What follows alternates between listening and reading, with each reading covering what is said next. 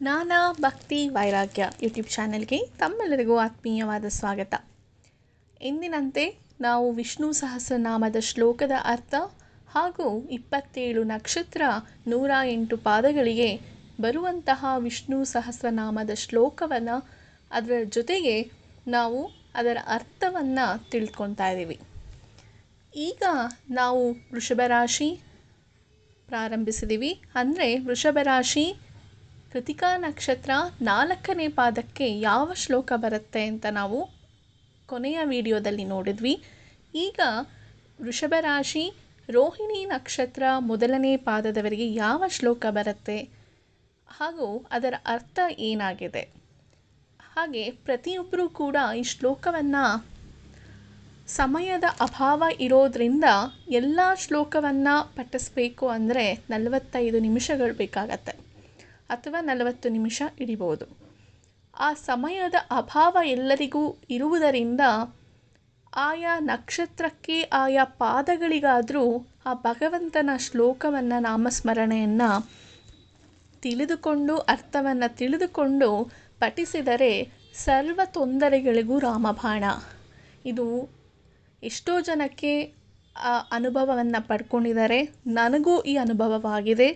ಇನ್ನೂ ಯಾರ್ಯಾರು ಈ ಅನುಭವವನ್ನು ಪಡ್ಕೋಬೇಕು ಅಂದರೆ ಈ ಶ್ಲೋಕವನ್ನು ಪಠಿಸಿದರೆ ಅಷ್ಟು ತೊಂದರೆಗಳು ನಿಜವಾಗ್ಲೂ ಸಂಪೂರ್ಣವಾಗಿ ನಾಶ ಆಗುತ್ತಾ ಅನ್ನೋದು ಎಷ್ಟೋ ಜನಕ್ಕೆ ಒಂದು ತುಂಬ ತಲೆಯಲ್ಲಿ ಒಂದು ಗೊಂದಲ ಇರುತ್ತೆ. ಖಂಡಿತವಾಗಲೂ 21 ದಿನ ಯಾವ ಸಮಯದಲ್ಲಾದರೂ ಕೂಡ ಶ್ಲೋಕವನ್ನು ಬಹಳ ಶ್ರದ್ಧೆಯಿಂದ ಅರ್ಥದ ಜೊತೆಗೆ ಪಠಿಸೋದ್ರಿಂದ ಎಲ್ಲ ತೊಂದರೆಗಳಿಗೂ ಒಂದು ಮುಕ್ತಿ ಸಿಗುತ್ತೆ ಹಾಗೂ ಅದಕ್ಕೆ ಒಂದು ಬೇಕಾಗಿರುವಂತಹ ಒಂದು ಸೌಲಭ್ಯಗಳು ಹಾಗೂ ದಾರಿ ಕಾಣ್ತಾ ಹೋಗ್ತೀರ. ಇದಂತೂ ನಮ್ಮ ವೈದಿಕ ಧರ್ಮದಲ್ಲಿ ಹಾಗೂ ವೈದ್ಯಕೀಯ ರಂಗದಲ್ಲಿ ಈ ವಿಷ್ಣು ಸಹಸ್ರನಾಮ ಶ್ಲೋಕ ಎಲ್ಲ ಸಹಸ್ರನಾಮಗಳಿಗಿಂತ ಅಗ್ರಗಣ್ಯ ಸ್ಥಾನವನ್ನು ಪಡ್ಕೊಂಡಿದೆ.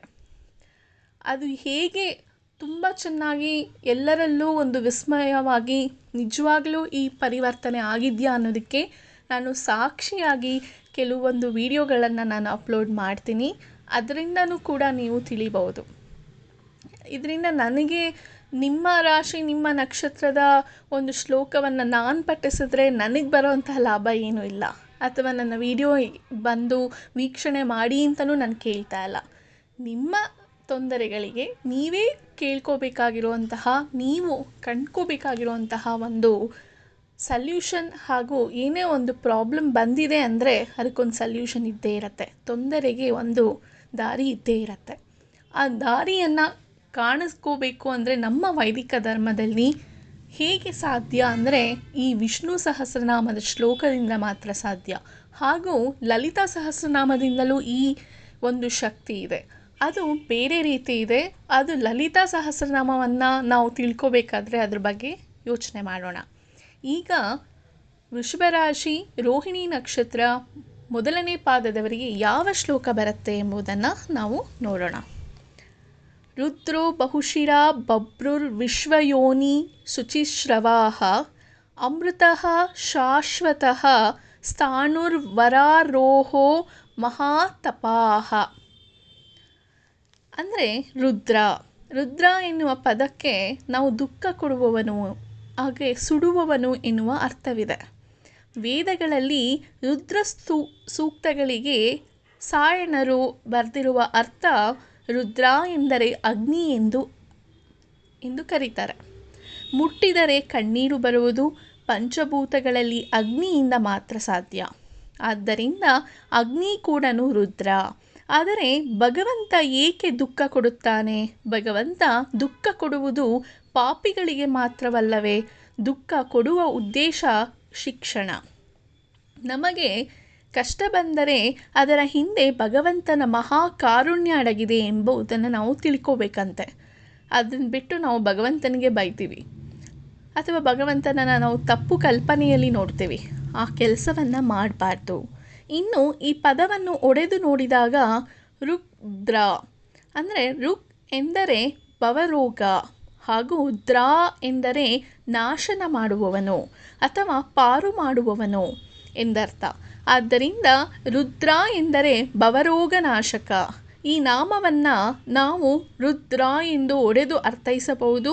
ಹಾಗೂ ಇಲ್ಲಿ ರುತ್ ಎಂದರೆ ದುಃಖ, ಆದ್ದರಿಂದ ರುದ್ರ ಎಂದರೆ ದುಃಖನಾಶಕ.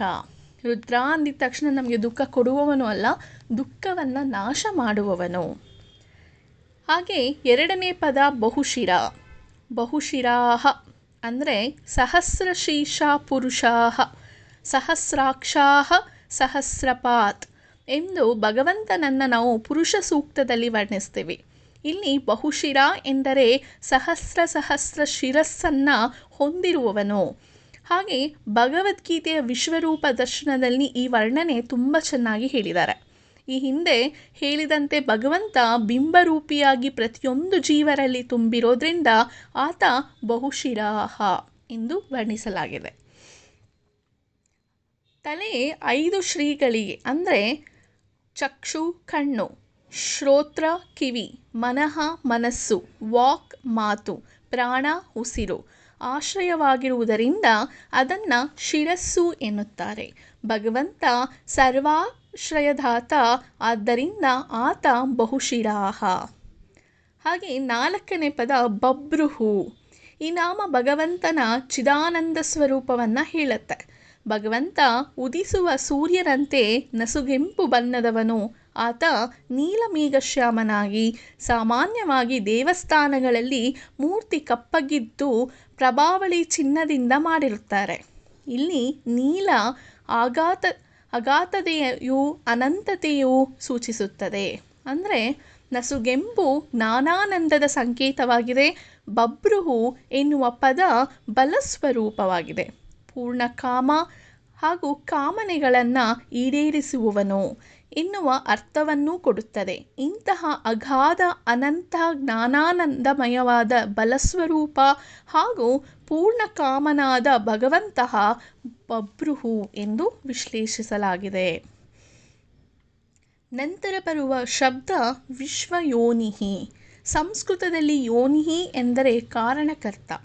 ಇಡೀ ವಿಶ್ವಕ್ಕೆ ಕಾರಣ ಪುರುಷನಾದ ಜಗತ್ತಿನ ತಾಯಿ ತಂದೆ ಭಗವಂತ ವಿಶ್ವಯೋನಿಹಿ. ಹಾಗೆ ಶುಚಿಶ್ರವಾಹ. ಶ್ರವಸ್ಸು ಎಂದರೆ ಕೀರ್ತಿ. ಭಗವಂತ ಪುಣ್ಯಕೀರ್ತಿ, ಪವಿತ್ರವಾದ ಕೀರ್ತಿಯುಳ್ಳ ಭಗವಂತನನ್ನು ಎಲ್ಲರೂ ಕೀರ್ತನೆ ಮಾಡ್ತಾರೆ. ಭಗವಂತನ ಗುಣಕೀರ್ತನ ಶ್ರವಣದಿಂದ ನಾವು ಪವಿತ್ರವಾಗುತ್ತೇವೆ. ಇಂತಹ ಪವಿತ್ರವಾದ ಹಾಗೂ ನಮ್ಮನ್ನು ಪವಿತ್ರ ಮಾಡುವ ಭಗವಂತ ಶುಚಿಶ್ರವಾಹ. ಭಗವಂತ ಪವಿತ್ರವಾದ ಹೆಸರುಳ್ಳವ. ಆತನ ನಾಮದಲ್ಲೇ ಅಪರಿಮಿತ ಬಲವಿದೆ. ಇದಕ್ಕಾಗಿ ದಾಸರು ನೀನ್ಯಾಕೋ ನಿನ್ನ ಹಂಗ್ಯಾಕೋ, ನಿನ್ನ ನಾಮದ ಬಲವಿದ್ದರೆ ಸಾಕೋ ಎಂದು ಹಾಡಿದ್ದಾರೆ. ಹೀಗೆ ಪುರಂದರದಾಸರ ಹಾಗೂ ಕನಕದಾಸರ ಕೀರ್ತನೆಗಳನ್ನು ನಾವು ಕೇಳಿದ್ರೆ ತುಂಬಾ ಚೆನ್ನಾಗಿ ಅಚ್ಚುಕಟ್ಟಾಗಿ ನಮಗೆ ಭಕ್ತಿ ಇಲ್ಲದಿದ್ದರೂ ಭಕ್ತಿ ಮೂಡಿಸುವಂತಹ ಒಂದು ಪ್ರಮೇಯ ಉಂಟಾಗತ್ತೆ. ಅದೇ ರೀತಿ ಅಮೃತಃ. ಅಮೃತಃ ಅಂದಾಗ ನಮಗೆ ತಕ್ಷಣ ಹೊಳೆಯುವುದು ಎಂದೆಂದೂ ಸಾವಿಲ್ಲದವರು ಎನ್ನುವ ಅರ್ಥ. ಸಾಮಾನ್ಯವಾಗಿ ಸಂಸ್ಕೃತದಲ್ಲಿ ಮನುಷ್ಯರನ್ನು ಮತ್ಸ್ಯರು ಎಂದು ಕರೀತಾರೆ. ಅಂದರೆ ಒಂದು ದಿನ ಸಾಯುವವರು ಎಂದರ್ಥ. ಈ ಸಾವಿನಲ್ಲಿ 4 ವಿಧವಿದೆ: ಸ್ವರೂಪನಾಶ, ದೇಹನಾಶ, ದುಃಖ ಪ್ರಾಪ್ತಿ ಹಾಗೂ ಅಪೂರ್ಣತೆ. ಸ್ವರೂಪನಾಶ ಎಂದರೆ ಉದಾಹರಣೆಗೆ ಮಣ್ಣಿನಿಂದ ಮಾಡಿದ ಮಡಿಕೆ ಕೈಜಾರಿ ಬಿದ್ದಾಗ ಅದರ ಸ್ವರೂಪವಾದ ಆಕಾರ ನಾಶವಾಗುತ್ತದೆ ಹೊರತು ಜಡತ್ವ ನಾಶವಾಗುವುದಿಲ್ಲ. ಹಾಗೆ ದೇಹನಾಶ ಅಂದರೆ ದೇಹದಿಂದ ಪ್ರಾಣ ಪಕ್ಷಿ ಹಾರಿ ಹೋದ ಮೇಲೆ ನಮ್ಮ ದೇಹ ನಾಶವಾಗುತ್ತದೆ ಹೊರತು ಆತ್ಮ ನಾಶವಾಗುವುದಿಲ್ಲ. ದುಃಖ ಪ್ರಾಪ್ತಿ ಅಂದರೆ ದುಃಖ ಕೂಡ ಒಂದು ರೀತಿಯ ಸಾವೇ. ಯಾಕಂದರೆ ಇವತ್ತು ದುಃಖ ಪಟ್ಟವನು ನಾಳೆ ಸಂತೋಷ ಪಡಲೇಬೇಕು, ಅಥವಾ ಸಂತೋಷ ಪಟ್ಟವನು ದುಃಖಕ್ಕೆ ಜಾರಿಲೇಬೇಕು. ಇದು ಒಂದು ಪ್ರಕೃತಿ ತತ್ಪಯವಾದ ಒಂದು ಮಾರ್ಗ. ಹಾಗೂ ಅಪೂರ್ಣತೆ ಅಂದರೆ ಭಗವಂತ ಈ 4 ರೀತಿಯ ನಾಶವಿಲ್ಲದ ನಿತ್ಯ ಸ್ವರೂಪ. ಆದ್ದರಿಂದ ಆತ ಅಮೃತ. ಉಪನಿಷತ್ತುಗಳು ಹೇಳುವಂತೆ ಭಗವಂತನಿಗೆ 3 ಸ್ಥಾನಗಳಿವೆ: ಅಮೃತ, ಕ್ಷೇಮ ಹಾಗೂ ಅಭಯ. ಇಂತಹ ಅಮೃತ ಸ್ಥಾನದಲ್ಲಿರುವ ಭಗವಂತ ಅಮೃತಃ. ದೇವತೆಗಳ ಆಯಸ್ಸು ಅತಿ ದೀರ್ಘ ಹಾಗೂ ಅದರಲ್ಲಿ ವಾಯುದೇವರ ಹಾಗೂ ಚತುರ್ಮುಖ ಬ್ರಹ್ಮನ ಆಯಸ್ಸು ಮಾತ್ರ ದೀರ್ಘವಾಗಿರುತ್ತೆ. ಈ ರೀತಿ ಪ್ರಾಣದೇವರಿಗೆ, ಚತುರ್ಮುಖನಿಗೆ, ದೇವತೆಗಳಿಗೆ, ಮುಕ್ತಿ ಪಡೆದ ಜೀವರಿಗೆ ಅಮರತ್ವವನ್ನು ಕರುಣಿಸುವವನೇ ಲಕ್ಷ್ಮೀಪತಿಯಾದ ಭಗವಂತ ಅಮೃತ. ನಮಗೆ ಅಮೃತ ಅಂದಿದ ತಕ್ಷಣ ಬರೋದು ಕ್ಷೀರಸಾಗರದ ಮಥನದ ವೇಳೆ ಬಂದಂತಹ ನಂತರ ಅಮೃತವನ್ನು ಎಲ್ಲರಿಗೂ ಹಂಚಿದ ಮೋಹಿನಿ ರೂಪವೇ ನಮಗೆ ನೆನಪಾಗತ್ತೆ. ಆದರೆ ಭಗವಂತನ ನಾಮದಿಂದ ಅಡಗಿರುವಂತಹ ಒಂದು ವಿಶ್ಲೇಷಣೆ ಈ ಅಮೃತ ಎಂಬ ಪದಕ್ಕೆ ಇಲ್ಲಿ ನಾವು ವಿಸ್ತಾರವಾಗಿ ನೋಡ್ಬೋದು. ಅದೇ ರೀತಿ ಶಾಶ್ವತ ಸ್ಥಾಣು. ಶಾಶ್ವತ ಎಂದರೆ ಎಂದೆಂದೂ ಬದಲಾವಣೆ ಹೊಂದದೇ ಇರೋದು, ಒಂದೇ ರೀತಿಯಾಗಿ ಇರುವವನು ಎಂದರ್ಥ. ಸ್ಥಾಣು ಎಂದರೆ ಸ್ಥಿರ. ನಮಗೆ ಬಾಲ್ಯ, ಯೌವನ, ಪ್ರೌಢ ಹಾಗೂ ವೃದ್ಧಾಪ್ಯ ಹೀಗೆ ಒಂದು ರೂಪದಲ್ಲಿ ಅನೇಕ ಬದಲಾವಣೆಗಳಿವೆ. ಆದರೆ ಭಗವಂತ ಬಿಂಬರೂಪನಾಗಿ ಎಲ್ಲರ ಒಳಗೂ ಹೊರಗೂ ತುಂಬಿದ್ದರೂ ಸಹ ಆತನಿಗೆ ಯಾವುದೇ ತರಹದ ವಿಕಾರವಿಲ್ಲ. ಅವನು ಶಾಶ್ವತ ಮತ್ತು ಸ್ಥಿರ ಎಂಬುದು ಈ ಅರ್ಥಕ್ಕೆ ಒಂದು ವಿಶ್ಲೇಷಣೆ ಆಗಿದೆ. ಅದೇ ಶಾಶ್ವತ ಸ್ಥಾಣು. ನಂತರ ಬರುವ ಪದ ವರಾರೋಹ. ವರಾರೋಹ ಅಂದರೆ ಯಾರು ತನ್ನ ಸಾಧನೆ ಮೂಲಕ ಮೋಕ್ಷಕ್ಕೆ ಅರ್ಹರಾಗುತ್ತಾರೋ ಅಂಥವರನ್ನು ಮೇಲಕ್ಕೆತ್ತುವವ ವರಾರೋಹ. ವರಂ ಆರೋಹತಿ ಅಂದರೆ ಯಾರು ಯಾವ ಪದವಿಗೆ ಅರ್ಹರೋ ಅಂಥವನನ್ನು ಪದವಿಗೇರಿಸುವವ. ಬ್ರಹ್ಮನಿಗೆ ಸತ್ಯಲೋಕದ ಪದವಿ, ಇಂದ್ರನಿಗೆ ದೇವಲೋಕದ ಪದವಿ, ಹೀಗೆ ಸ್ವತಃ ತಾನು ಲಕ್ಷ್ಮೀ ಸಮೇತನಾಗಿ ನಿತ್ಯಲೋಕದ ಅಧಿಪತಿ ಎನಿಸುವವನೇ ಭಗವಂತ ವರಾರೋಹ ಎಂಬ ವಿಶ್ಲೇಷಣೆ ವರಾರೋಹ ಎಂಬ ಪದಕ್ಕೆ ಇದೆ. ಅಂದರೆ ಯಾವುದೇ ವಿಷಯವನ್ನು ಆಳವಾಗಿ ಚಿಂತಿಸಿ ತಿಳಿಯುವುದು ತಪಸ್ಸು. ಪ್ರತಿಯೊಬ್ಬರ ಆವಿಷ್ಕಾರ ಅವರ ತಪಸ್ಸಿನ ಫಲವಾಗಿರುತ್ತೆ. ತಪಸ್ಸಿಗೆ ವೇಷ ಮುಖ್ಯವಲ್ಲ, ಆದರೆ ಆಳವಾದ ಚಿಂತನೆ ಅತ್ಯಗತ್ಯವಾಗಿರುತ್ತೆ. ಕಾಮ ಕ್ರೋಧಗಳನ್ನು ಗೆದ್ದು ಪ್ರಶಾಂತ ಚಿತ್ತದಿಂದ ವಿಷಯವನ್ನು ಆಳವಾಗಿ ಚಿಂತನೆ ಮಾಡುವ ಮೂಲಕ ತಿಳಿದುಕೊಳ್ಳುವುದೇ ನಿಜವಾದ ತಪಸ್ಸು. ಸಾಮಾನ್ಯವಾಗಿ ಕಾಮವನ್ನು ಗೆಲ್ಲುವುದು ಸುಲಭ, ಆದರೆ ಕ್ರೋಧವನ್ನು ಗೆಲ್ಲುವುದು ತುಂಬ ಕಷ್ಟ. ನಮಗೆ ಕೋಪ ಬರಲು ಕಾರಣ ನಮ್ಮಲ್ಲಿ ಹುದುಗಿರುವ ಅಪೇಕ್ಷೆ, ಕಳೆದುಕೊಳ್ಳುತ್ತೇನೆ ಎನ್ನುವ ಭಯ. ಮಹಾನ್ ಋಷಿ ಮುನಿಗಳು ಕೋಪವನ್ನು ಗೆಲ್ಲಲಿಲ್ಲ. ಉದಾಹರಣೆಗೆ ವಿಶ್ವಾಮಿತ್ರ ಮೇನಕೆಯ ಪ್ರೇಮ ಪಾಶದಿಂದ ಹೊರಬಂದ ವಿಶ್ವಾಮಿತ್ರ ಪುನಃ ತಪಸ್ಸು ಮಾಡುತ್ತಾನೆ. ಆಗ ರಂಬೆ ಆತನ ತಪಸ್ಸನ್ನು ಕೆಡಿಸಲು ಬರುತ್ತಾಳೆ. ಸಿಟ್ಟಿಗೆದ್ದ ವಿಶ್ವಾಮಿತ್ರ ನೀನು ಕಲ್ಲಾಗು ಎಂದು ಆಕೆಗೆ ಶಾಪ ಕೊಡುತ್ತಾನೆ. ಇಲ್ಲಿ ಆತ ಕಾಮಕ್ಕೆ ಸಮನಾದ ಕ್ರೋಧವನ್ನು ಗೆಲ್ಲದೆ ಸೋಲುವುದನ್ನು ಕಾಣುತ್ತೇವೆ. ಇದೇ ರೀತಿ ಭಗವಂತ ನಿಜವಾದ ತಪಸ್ಸು ಹೀಗಿರಬೇಕು ಎನ್ನುವುದನ್ನು ಸ್ವತಃ ಲೋಕಕ್ಕೆ ತೋರಿಸಿರುವ ಘಟನೆ ನಮಗೆ ತಿಳಿದಿದೆ. ಧರ್ಮ ಮತ್ತು ಮೂರ್ತಿಯ ಮಕ್ಕಳಾದ ನರನಾರಾಯಣರ ದೀರ್ಘ ತಪಸ್ಸು ಎಲ್ಲ ಋಷಿಮುನಿಗಳ ಭಗವಂತನು ತೋರಿಸಿಕೊಟ್ಟ ಒಂದು ಅಮೂಲ್ಯವಾದ ದೃಷ್ಟಾಂತ. ನರನಾರಾಯಣರ ತಪಸ್ಸನ್ನು ಕೆಡಿಸಲು ಬಂದ ತಿಲೋತ್ತಮೆಯನ್ನು ಅದರಿಂದ ಸತ್ಕರಿಸಿದ ನಾರಾಯಣ ತನ್ನ ತೊಡೆಯಿಂದ ಊರ್ವಶಿಯನ್ನು ಸೃಷ್ಟಿ ಮಾಡಿ ಇಂದ್ರನಿಗೆ ಕಾಣಿಕೆಯಾಗಿ ಕಳುಹಿಸುತ್ತಾನೆ. ಕಾಮ ಮತ್ತು ಕ್ರೋಧವನ್ನು ಸಂಪೂರ್ಣ ಗೆದ್ದು ತಪಸ್ಸಿನ ಮೂಲಕ ನಾವು ಕಂಡುಕೊಳ್ಳುವ ಪರಬ್ರಹ್ಮ ಶಕ್ತಿಯಾದ ಭಗವಂತನೇ ಮಹಾತಪಾಹ. ತಪಸ್ಸಿನ ಅಭಿಮಾನಿ ದೇವತೆ ಶಿವ. ಹರಿ ಹರ ಶಕ್ತಿಗಳು ಹಾಲಿನಲ್ಲಿ ಬೆಣ್ಣೆ ಇರುವಂತೆ ಶಿವ ಶಕ್ತಿ ಭಗವಂತನ ಹೃದಯದಿಂದ ಆವಿಷ್ಕಾರವಾಗಿರುವುದು. ಇಂತಹ ಹಿರಿಯ ಅರಿವಿನ ಮೂರ್ತಿ ಮಹಾಪ್ರತಾಪಶಾಲಿ ಭಗವಂತನನ್ನು ಮಹಾತಪಃ ಎಂದು ಕರೀತಾರೆ. ಎಷ್ಟು ಅದ್ಭುತವಾಗಿ ಈ ಚಿಂತನೆಯನ್ನು ನಾವು ನೋಡ್ಬೋದು.